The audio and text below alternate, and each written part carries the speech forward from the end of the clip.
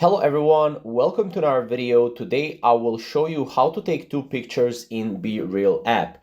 Now the first thing you have to notice is whenever you get a notification, you will have to post these two pictures, right? So whenever you're on BeReal app, if you want to post a BeReal, and by the way, this is a home screen on BeReal, you can have post a BeReal or you can add a friend. So we'll go post a BeReal here.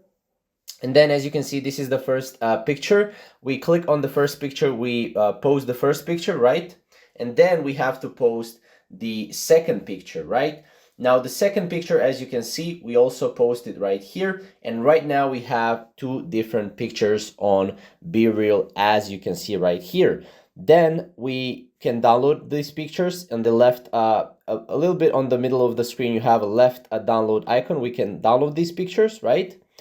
Or we can go and save the pictures, or we can go here and we can click in the middle button, and then we can send this to our friends only, right?